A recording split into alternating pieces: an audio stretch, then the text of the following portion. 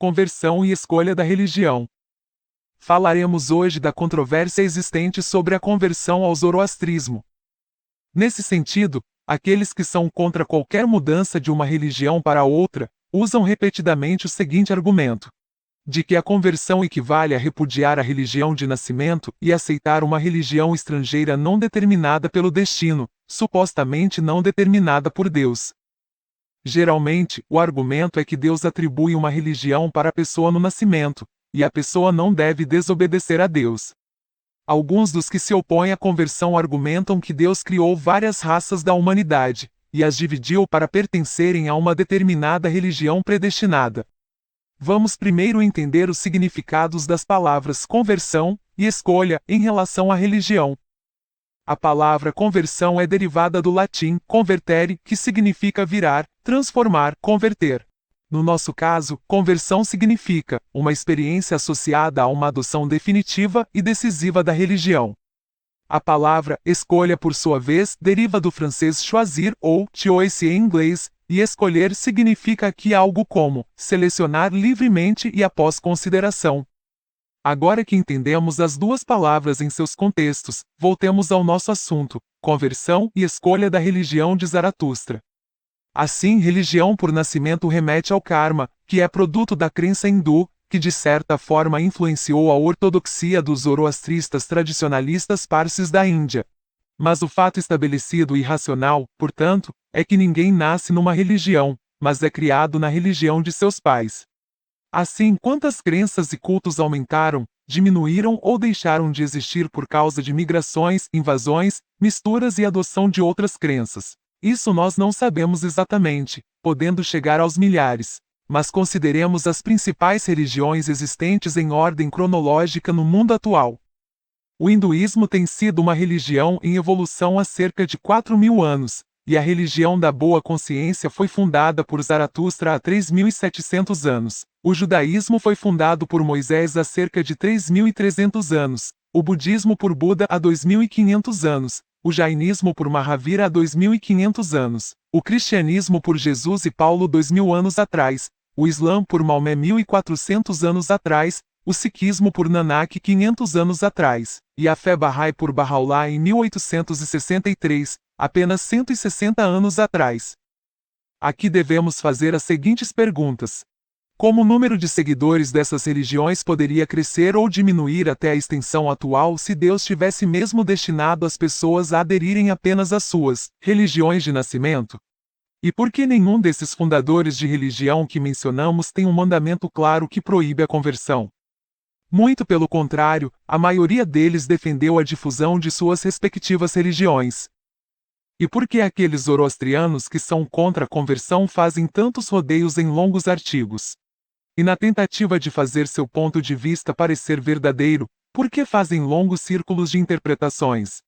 Tudo o que eles precisariam fazer é mostrar um mandamento proibitivo conciso contra a conversão. Mas eles não têm nenhum mandamento para mostrar, nenhuma única evidência extraída dos Gathas de Zaratustra, ou do restante do Avesta, nem dos textos posteriores escritos em persa médio. Não há nenhuma história dizendo que os zoroastrianos dos tempos do Império Aquemênida até o Império Sassânida não se converteram, e não há nenhum relato histórico dizendo que alguém tinha que nascer zoroastriano.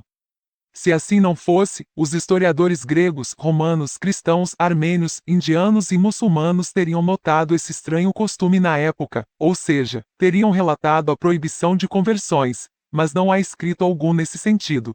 Todas as religiões aqui mencionadas tiveram conversão através da propagação, persuasão, força e mistura. O hinduísmo, um credo multirracial de australoides dravidianos, arianos, tibeto-chineses e outros, que mais tarde se tornou restrito por seu rígido sistema de castas, tem agora seus missionários na Índia e no exterior. O judaísmo, uma religião étnica, sempre aceitou pessoas que foram hebraizadas, sendo por isso que os judeus vindos de várias partes da Europa, Oriente Médio, Ásia Central, Sudoeste da Índia e Etiópia são uma raça mista de brancos, pardos e negros. O lento progresso do judaísmo em seu zelo missionário foi devido principalmente a restrições duras e até cruéis impostas pelos governantes romanos, cristãos e muçulmanos através da história. Já a extensão e expansão do budismo, da Índia até a China e Indochina e agora a outros países, ocorreu apenas por meio de propagação e conversão, não de outra forma. O jainismo fundado por Mahavira também foi lento em sua propagação, mas agora os jainistas estão ativos até mesmo na América do Norte. Por sua vez, o cristianismo, o islamismo e a fé Bahá'í são bastante abertos e muito ativos em seu trabalho missionário. Cristãos e muçulmanos são sobretudo conhecidos por conversões forçadas através dos séculos. Quanto ao zoroastrismo, após a derrota do Império Iraniano Sassânida, os árabes muçulmanos converteram os zoroastrianos usando uma política nefasta de recompensa e punição, o que incluía pesadas taxas por não aderirem ao Islã, e às vezes até a morte. Todavia, isso nos leva a outra desculpa contra a conversão. A desculpa de que a conversão cria ódio e inimizade, é o que dizem. Bem verdade, por um lado, pois a força brutal usada pelo cristianismo e pelo islamismo para converter seus povos conquistados foram causa de muito ódio e frequentes derramamentos de sangue. Mas isso se deve muito mais à vontade dos governantes e líderes religiosos sem escrúpulos do que a mandamentos contidos nas escrituras sagradas de cada religião. Nesse sentido, tivemos incidentes sangrentos entre cristãos e muçulmanos na Europa Oriental em pleno século XX, e entre hindus e muçulmanos na Índia, sem contar o sangrento conflito entre israelenses e palestinos que dura mais de meio século. No entanto, não esqueçamos que o zoroastrismo, que se espalhou desde o rio Nilo até as partes ocidentais da China e da Índia, não usou a força para se expandir. Por exemplo, a Guerra de 800 anos das dinastias Parta e Sassânida contra os romanos bizantinos nunca foi lembrada por nenhum dos dois lados como um conflito religioso. Até mesmo o incidente de tomar a suposta cruz na qual Jesus foi crucificado, como saque de guerra pelos persas sassânidas não deu a essa batalha uma cor religiosa. Assim, o conflito entre as duas superpotências, romana e persa, foi muito mais política do que religiosa, e tem sido registrada como tal nos livros de história. A propagação lógica e pacífica da religião para convencer e converter as pessoas sempre tem suas boas recompensas. O único exemplo excepcional de conversões forçadas ao zoroastrismo se deve ao poderoso Mobedan Mobed Sassânida chamado Kartir. Esse alto sacerdote relata suas conversões forçadas de judeus, cristãos, budistas, hindus e hereges ao zoroastrismo. De qualquer modo, forçadas ou não, são conversões. Por outro lado, os tradicionalistas ortodoxos dizem que a religião zoroastriana foi e continua sendo destinada apenas ao povo nascido na religião, embora as escrituras do zoroastrismo digam exatamente o contrário. Vamos olhar para os fatos. O Planalto iraniano, desde as modernas fronteiras iraquianas até o Tajiquistão, era habitado por numerosos povos indígenas com suas próprias crenças, cultos e civilizações. A supremacia ariana ou iraniana os iranizou. Todos eles foram convertidos à religião de Zaratustra. Se isso não fosse verdade, como o zoroastrismo se tornou a religião dominante de cerca de 15 milhões de pessoas dentro e fora do Império Sassânida? E os armênios, que não são iranianos, mas que foram iranizados desde o tempo do Império Aquemênida? Os armênios eram zoroastrianos antes de se converterem ao cristianismo, e isso também por causa da política errada dos soberanos sassânidas. E os zoroastrianos árabes, chineses e turcos que lemos nos livros de história? Aqui vale destacar a oração zoroastriana denominada Nirang de Serosh e Ashit Vadi, na qual consta a frase Taziane Bastei Kushian, que significa os árabes que amarraram o cordão sagrado. Pois os registros da história dos primeiros muçulmanos afirmam que os Tazians eram os zoroastrianos árabes na costa leste da Península Arábica, no Golfo Pérsico. E o que os tradicionalistas ortodoxos dizem sobre os filhos daquelas pessoas que foram forçadas a abandonar o zoroastrismo e seguir outra religião? Por acaso, esses filhos devem se contentar com as afirmações de que seu nascimento em uma religião que foi brutalmente imposta a seus pais é o que Deus destinou para eles? Afinal, o que fez Deus enviar o islamismo para converter os predestinados nascidos zoroastrianos?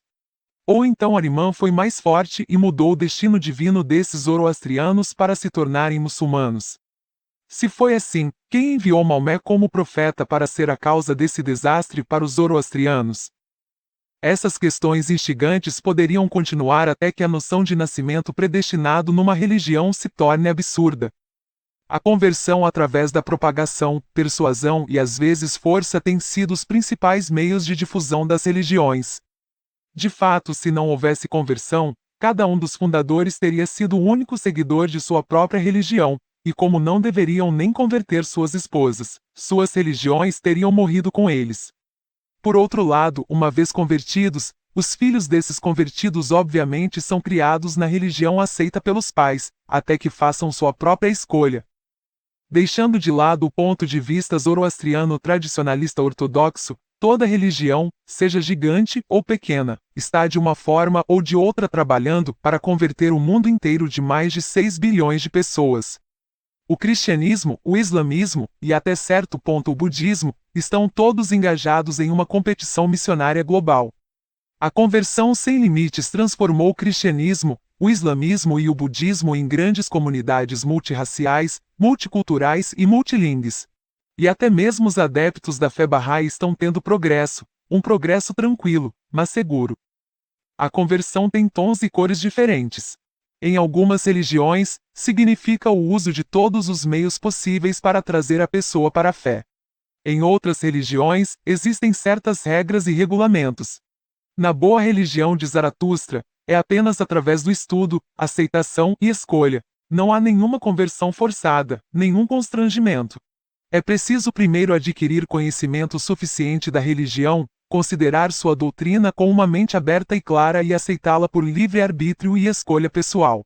É por isso que a palavra conversão em seu uso moderno não foi usada nos gatas. O que encontramos nos hinos de Zaratustra é a palavra escolha. Além disso, por mais de 1000 anos de sua história, a religião de Zaratustra acolheu qualquer um que desejasse ingressar nela, mas proibiu as conversões forçadas em seus escritos. Nos Gatas, no Yasna 31, verso 3, Zaratustra se dirige a Ahura Mazda suplicando assim: Dá-me tua própria palavra inspirada para que eu possa assim trazer sua realização para todos. Mas as conversões forçadas, como dito antes, são proibidas. Nesse sentido, um texto antigo do zoroastrismo adverte que se um homem se converte à religião de Zaratustra, ele não deve forçar sua esposa a se converter. Ele não deve parar de apoiá-la se ela permanecer em outra fé. Sua liberdade de escolha deve ser respeitada. Para concluir, após a invasão árabe-muçulmana do Irã por volta do ano 650 d.C., os zoroastrianos foram perseguidos quase até a extinção, e aceitar qualquer um que desejasse se converter ao zoroastrismo, abandonando a religião islâmica dominante, era algo punível até com a morte. Assim, para sobreviver, os zoroastrianos adotaram uma política protetiva de não aceitação de convertidos. Já os zoroastrianos que fugiram para a Índia levaram essa tradição com eles, e ela continuou a ser praticada na Índia muito tempo depois que a razão para isso já não existia mais, somando-se isso à influência indiana do sistema de castas. Mas, enfim, muitas comunidades zoroastrianas dispersas através do mundo, estão voltando ao ensinamento original de aceitar aqueles que desejam ingressar na religião de Zaratustra, a qual é uma religião universal. E por hoje é isso. Que a felicidade esteja com vocês. Até o próximo vídeo.